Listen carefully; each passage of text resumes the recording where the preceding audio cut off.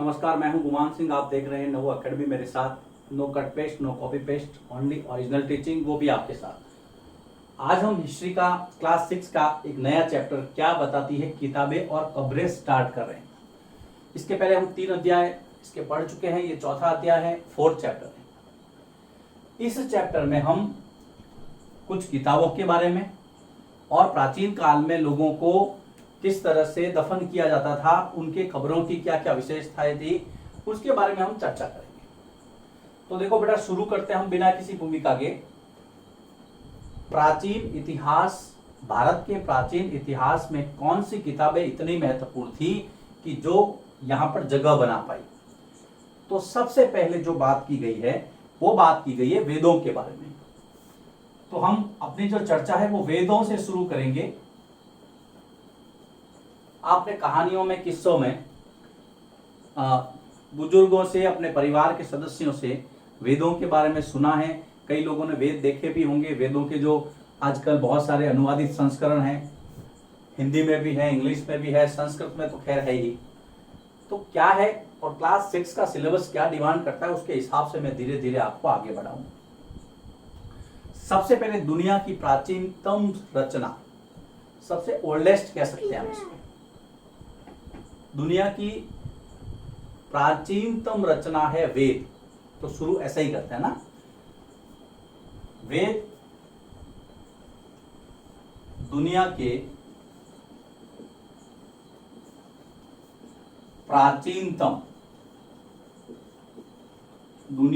प्राचीनतम ग्रंथों में से एक।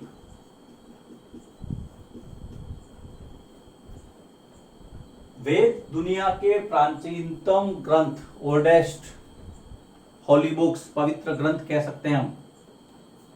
वेदों को विश्व की सबसे प्राचीनतम रचना माना जाता है।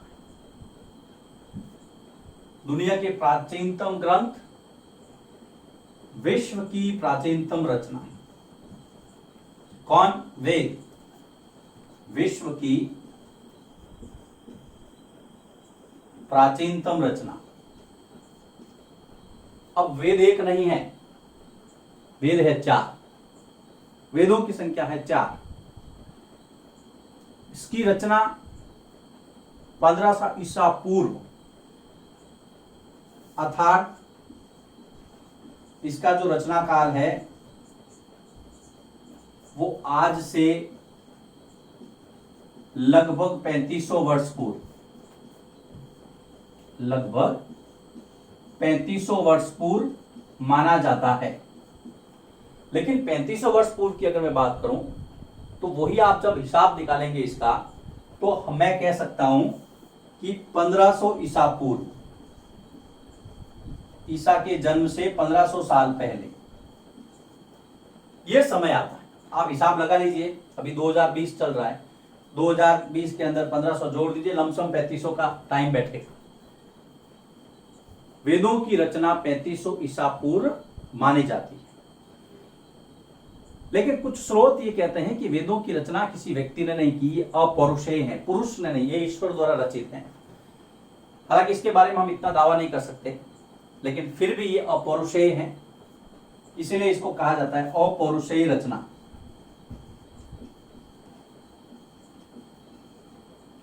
अपौरुषेय रचना है। रचनाएं कर देता हूं, 4 है इसलिए। लेकिन इसका संकलन बाद में किया गया।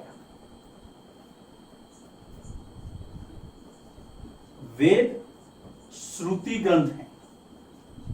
श्रुति ग्रंथ का मतलब है एक व्यक्ति ने सुने, उसका ज्ञान दूसरे अपने शिष्यों को दिया, उन्होंने सुना, उन्होंने कंठस्थ किया, फिर उन्होंने आगे से आगे दिया।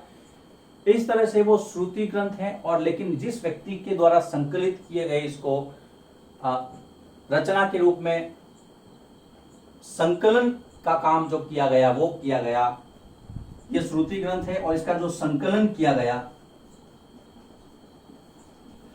वो किया गया महर्षि कृष्ण द्वैपायन वेद व्यास द्वारा। ये इतिहास बताता है। महर्षि कृष्ण द्वैपायन वेद व्यास द्वारा। इन्होंने इसको संकलित किया, अपौरुषेय है, किसी ने इसको लिखा नहीं, श्रुति ग्रंथ है, आगे से आगे चलता रहा। अब हम आगे बढ़ते हैं। शुरुआत की हमने, इसको हम पढ़ रहे हैं। वेद विश्व की सबसे प्राचीनतम रचना है। वेदों की संख्या 4।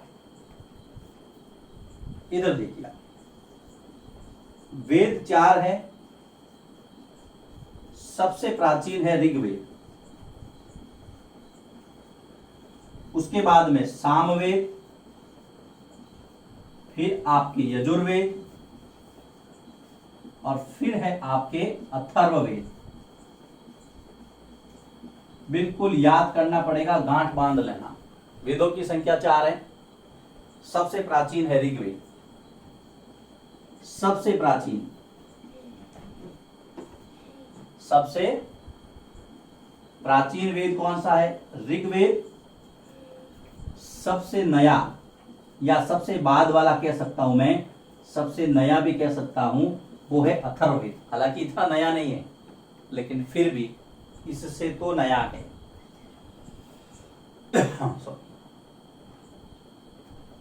थोड़ा सा मैं आपको वापिस रिवाइज करवा देता हूं। शुरुआत हमने की थी, क्या बताती है किताबें और कब्रें में? वेद से शुरू हुआ। दुनिया की प्राचीनतम रचना है, ओल्डेस्ट हॉली बुक्स कह सकते हैं, पवित्र ग्रंथ। विश्व की प्राचीनतम रचना, काल है वो आज से लगभग 3500 वर्ष पूर्व, लेकिन इतिहास की भाषा में मैंने आपको बता दिया 1500 ईसा पूर्व इसका रचना काल है। और पौरुषेय है, किसी पुरुष द्वारा रचित नहीं है, लेकिन इसका संकलन जरूर किया गया। किसने किया? महर्षि कृष्ण द्वैपायन वेद व्यास द्वारा। वेदों को श्रुति ग्रंथ कहा जाता है क्योंकि ये एक दूसरे से सुन करके आगे बढ़ी है।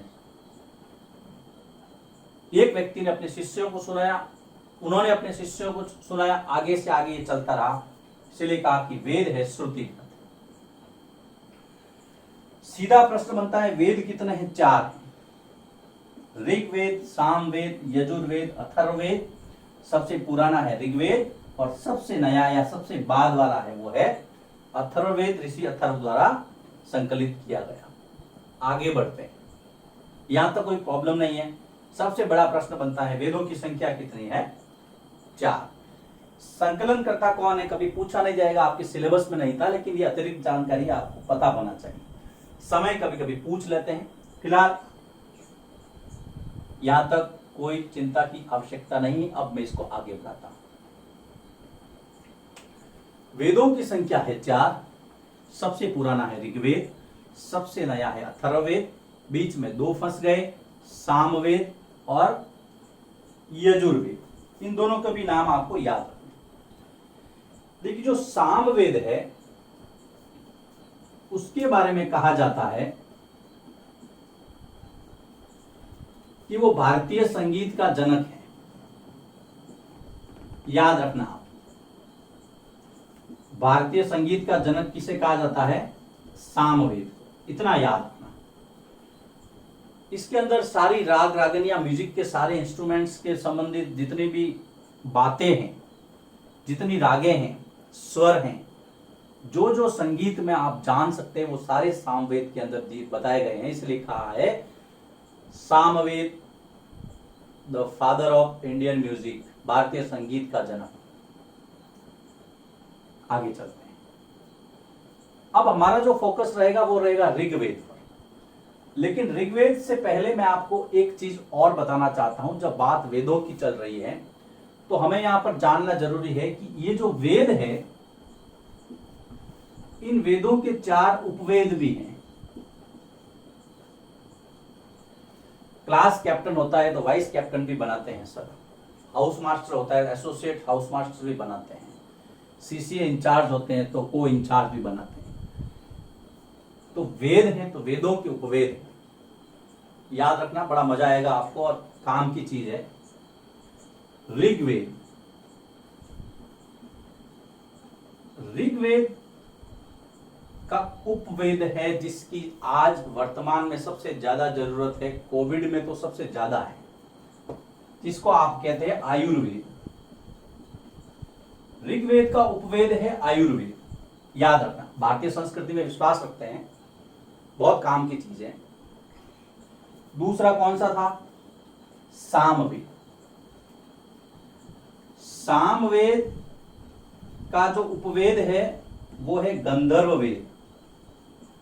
आपको पता है सामवेद जो है वो म्यूजिक से संबंधित है, और इतिहास अगर आप पुराणों में देखेंगे, पुरानी कोई फिल्में वगैरह देखेंगे तो उसमें गंधर्व जाति बताते हैं जो नाचने गाने में बहुत निपुण होती है।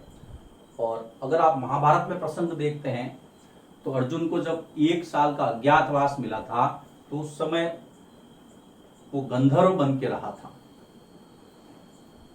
उसके अंदर गंधर्वों के गुण आ गए थे सारे, नाचने गाने बजाने के। ऋग्वेद आयुर्वेद, सामवेद गंधर्ववेद, तीसरा यजुर्वेद। यजुर्वेद का जो उपवेद है वो है धनुर्वेद। यजुर्वेद का क्या है? धनुर्वेद। यजुर धनुर ऐसे याद रखना है। चौथा है आपका अथर्ववेद, और अथर्ववेद का जो उपवेद है वो है शिल्पवेद। 4 वेद, चारों के उपवेद याद रखिएगा, बहुत काम है। वेद, उपवेद, ऋक, साम, यजुर और अथर्व। सामवेद भारतीय संगीत का जनक, ये हमने स्टार्ट किया इस चैप्टर को। लिखिए इसको, बड़ा मजा आएगा आपको, मेरे साथ बने रहिए वीडियो में। फिर मैं आगे बढ़ता हूं, नोट कीजिए इसको। जैसा मैंने पहले जिक्र किया था, सबसे ज्यादा जो वर्णन है यहां पर इस टॉपिक में ऋग्वेद के बारे में दिया गया है। तो हम ऋग्वेद से शुरू करते हैं। ऋग्वेद में है क्या? ऋग्वेद में प्रार्थनाएं हैं जिसे सूक्त कहा गया है। नोट करते रहिएगा, मेरे साथ समझते रहिएगा। ऋग्वेद में प्रार्थनाएं हैं। प्रार्थनाएं किसके लिए? देवी देवताओं के लिए, जिसे सूक्त कहा गया है। सूक्त कहा गया है। और कुल मिलाकर के ऋग्वेद के अंदर जो सूक्तों की संख्या बताई गई है वो बताई गई है 1028 सूक्त। याद रखना, इसको कभी चेंज नहीं होगा। एक बार याद कर दिया ऋग्वेद में कितने सूक्त है कि 1028 सूक्त है, कभी चेंज नहीं होगा। न तो 1030 होंगे या 920 होंगे। याद कर दिया, परमानेंट रहेगा। ऋग्वेद एक ही बार लिखा गया है, 1028 सूक्त है, उसमें कोई नया एडिशन होने वाला नहीं। ऋग्वेद में प्रार्थनाएं हैं जिसे सूक्त कहा गया है। और सूक्त का मतलब क्या होता है? सूक्त का अर्थ होता है बेटा अच्छी तरह से बोला गया। अच्छी तरह से बोला गया। अच्छी तरह से इसलिए बोला गया क्योंकि वो देवी देवताओं की स्तुति के लिए मंत्र थे, सूक्त थे, श्लोक थे, इसको सूक्त कहा गया। याद रखना है, कई बार प्रश्न पूछते हैं सूक्त से आप क्या समझते हैं? सूक्त का मतलब क्या होता है? अच्छी तरह से बोला गया। 1028 सूक्त किसमें है? ऋग्वेद में। कोई टेंशन नहीं, आगे चलते हैं। ये सूक्त देवी देवताओं की स्तुति के लिए रचे गए थे। ये जो सूक्त है वो किसके लिए? देवी देवताओं की स्तुति मतलब प्रार्थना, स्तुति के लिए रचे गए थे। अगला फैक्ट, या तो कोई प्रॉब्लम नहीं। ऋग्वेद के समय को कहा गया है वैदिक काल। ध्यान रखना, ऋग्वेद का जो समय था उसको कहा गया वैदिक काल। बाकी जो उसके बाद वाला जो काल था वो था उत्तर वैदिक काल, लेकिन ये जो काल था वो था वैदिक काल। ऋग्वेद की जो भाषा है, ऋग्वेद वो संस्कृत में जिसको आप वैदिक संस्कृत भी कहते हैं, उसमें रचा गया। वैदिक संस्कृत। सीधे सीधे प्रश्न बन रहे, सीधी सीधी जानकारी, कहीं कोई चिंता की आवश्यकता नहीं। वैदिक काल में ऋग्वेद में सूक्त है, सूक्त देवताओं के लिए। तो उस समय के 3 प्रमुख देवता वैदिक काल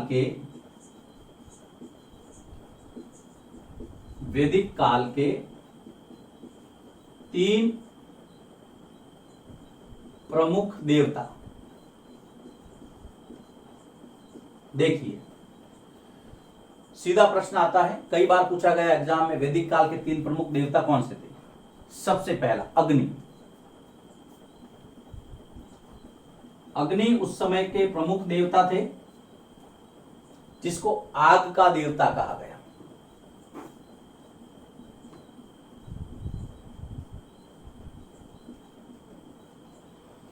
ऋग्वेद में अग्नि का 200 बार वर्णन आया है। यहां पर अग्नि के लिए 200 सूक्तों की रचना की गई है। 200 बार वर्णन, यह आपकी किताब में नहीं है, अतिरिक्त बता रहा हूं। ऋग्वेद में अग्नि का 200 बार उल्लेख है, इसका मतलब 200 मंत्र उसके लिए रचे गए हैं।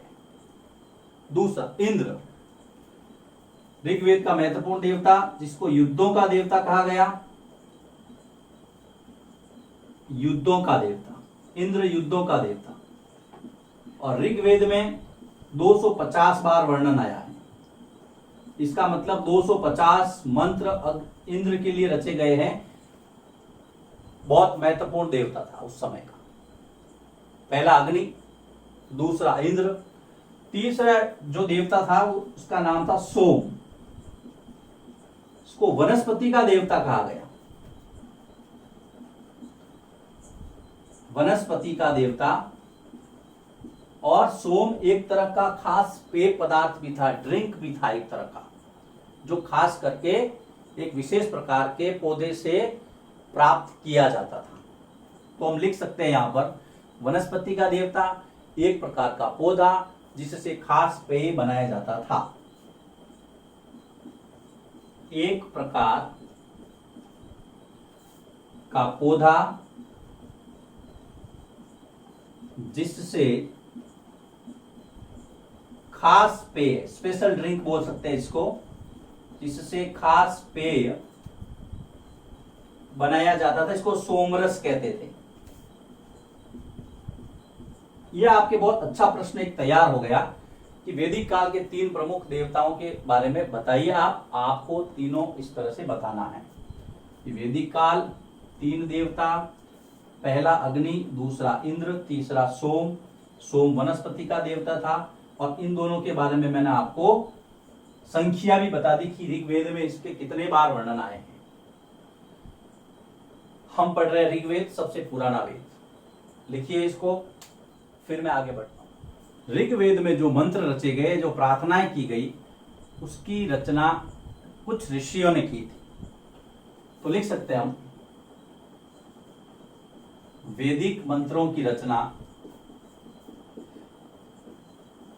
ऋषियों ने की थी, लेकिन कुछ जो मंत्र है वो महिलाओं ने भी रचे थे। कुछ उस समय विदुषी महिलाएं भी थी वैदिक काल में। मैत्री, गार्गी, अपाला, गोसा, सिक्ता, विश्वारा, बहुत सारे नाम थे। लोपामुद्रा। वैदिक काल, उत्तर वैदिक काल की बहुत सारी महिलाएं ऐसी थी जिन्होंने उस समय के साहित्य सृजन में अपना योगदान दिया था। आप इसमें नाम बता दो अगर आप नोट करना चाहे तो। गार्गी, मैत्रेयी, अपाला, घोषा, विश्वारा, लोपामुद्रा, बहुत सारी है ना। अब आगे बढ़ते हैं। आचार्य क्या करते थे? आचार्य इन मंत्रों को या इन सूक्तों को अपने शिष्यों को सुनाते थे, उनको बांट देते थे, छोटे छोटे टुकड़े कर देते थे। लिखते हैं, ये जो आचार्य थे शिष्यों को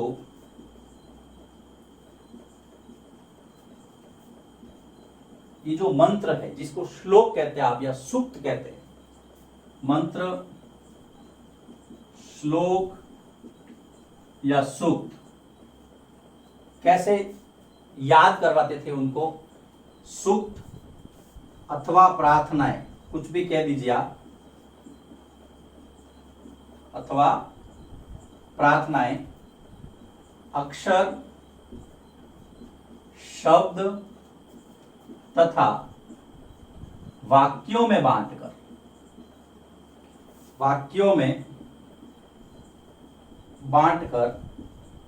कंठस्थ करवाते थे, याद करवाते थे,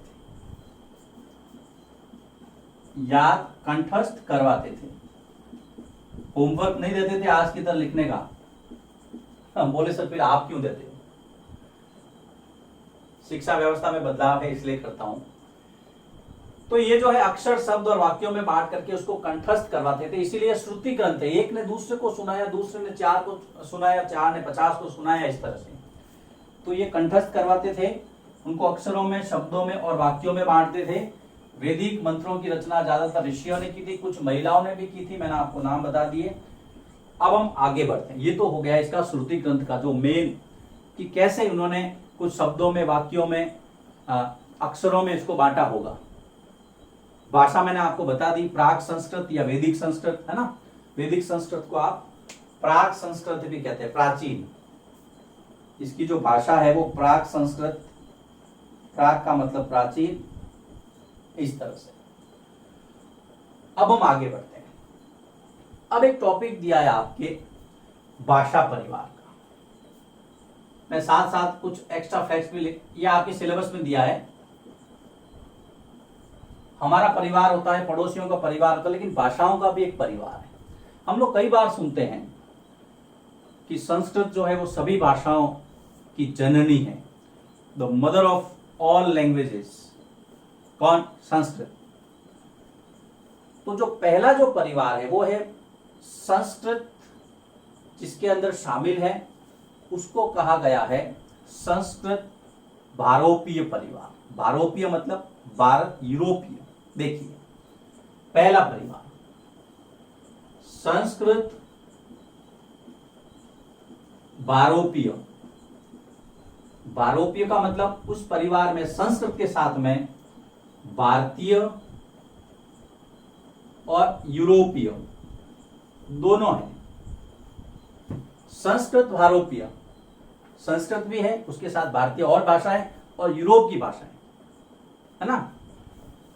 संस्कृत जो है वो भारोपीय परिवार का हिस्सा है।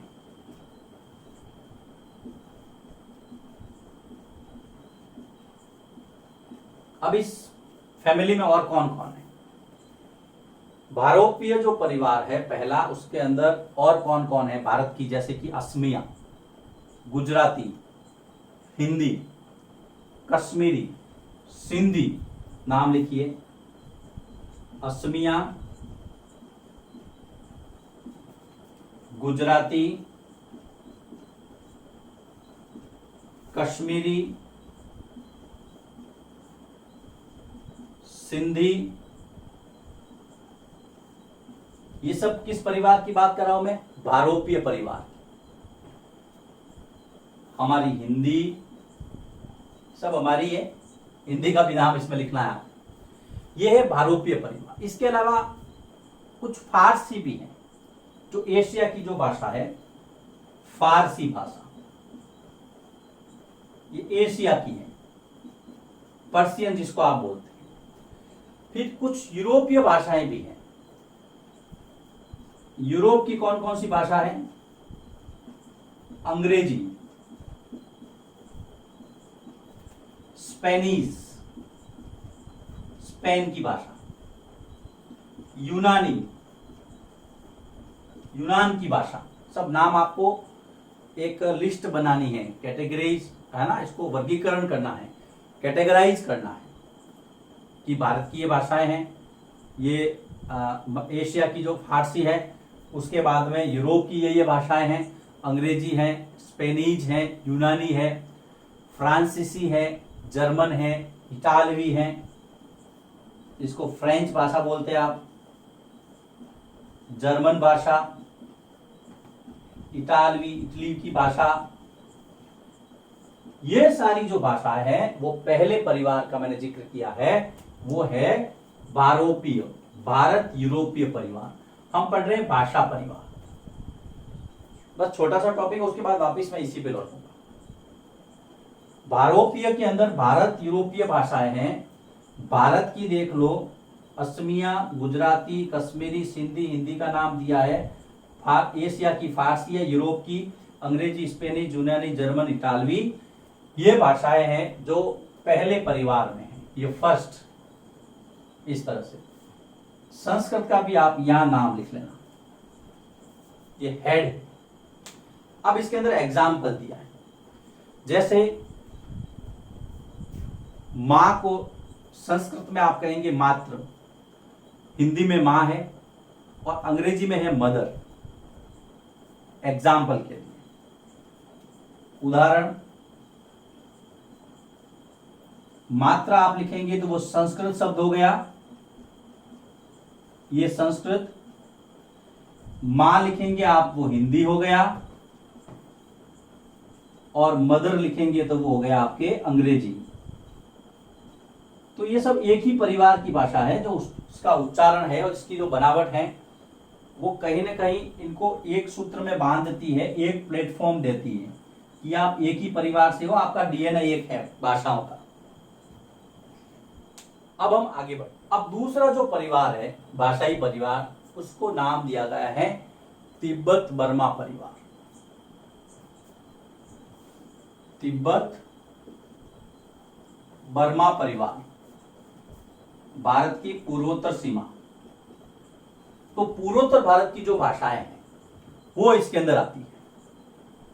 तिब्बत बर्मा परिवार आप लिख सकते हैं, पूर्वोत्तर भारत की जो भाषाएं हैं वो इस परिवार का हिस्सा है। पूर्वोत्तर भारत की भाषाएं वो इस परिवार का हिस्सा है, तिब्बत बर्मा परिवार। फिर तीसरा आता है द्रविड़ भाषा परिवार, साउथ इंडिया। यह है तीसरा, द्रविड़ भाषा परिवार, साउथ इंडिया के अंदर। अब साउथ इंडिया के अंदर जैसे कन्नड़ भाषा है, तमिल है, तेलुगु है, मलयालम है। लिखिए इसको, तमिल,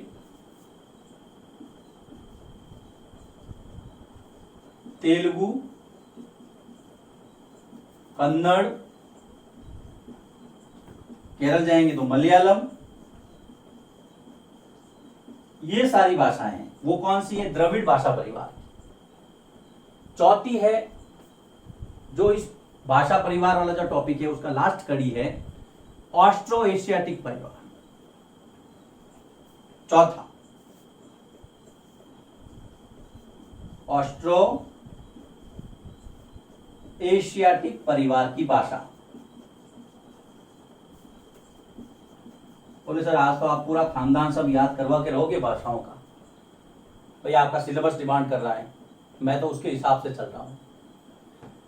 ऑस्ट्रो एशियाटिक परिवार में सिर्फ भारत के संदर्भ में आपको देखना है, ज्यादा कहीं खोजबीन नहीं करनी है। मध्य भारत और झारखंड के आसपास की जो भाषाएं हैं वो इसके अंदर आती हैं। मध्य भारत और झारखंड के आसपास की जितनी भी भाषाएं हैं वो सब इसके परिवार, इस परिवार में शामिल है, आसपास की भाषाएं। तो पहला परिवार तो मैंने आपको वही बता दिया था, भारोपीय, जिसमें संस्कृत के अलावा असमिया, गुजराती, कश्मीरी, सिंधी और फिर फारसी, यूरोप वाली जो भाषाएं थी। अब दूसरा जो था वो था तिब्बत बर्मा परिवार, जिसमें पूर्वोत्तर भारत की भाषाएं थी। तीसरा द्रविड़ भाषा वाला, इसमें 4 भाषाएं हैं, तमिल, तेलुगु, कन्नड़ और मलयालम, दक्षिण भारत की। चौथा आपके ऑस्ट्रो एशियाटिक परिवार में मध्य भारत और झारखंड के आसपास की भाषाएं। तो देखिए पहला वीडियो इस चैप्टर का, जिसमें हमने वेदों की शुरुआत की, वेद कितने हैं, उसके उपवेद हैं, सूक्त कितने हैं, ये सारी बातें हमने देखी। वेदों का जो संकलन करता कौन है, विश्व की प्राचीनतम रचना है, फिर भाषा के परिवार कितने हैं, 4 परिवार हैं। ये सारे आपको डिटेल पता रखनी है, इस वीडियो को ढंग से देखना है, इसके नोट्स बनाने हैं, इसके साथ में जो वर्कशीट में देता हूं उसको सॉल्व करना है। अब अगले वीडियो में हम इसी चैप्टर के अंदर चर्चा को जारी रखेंगे।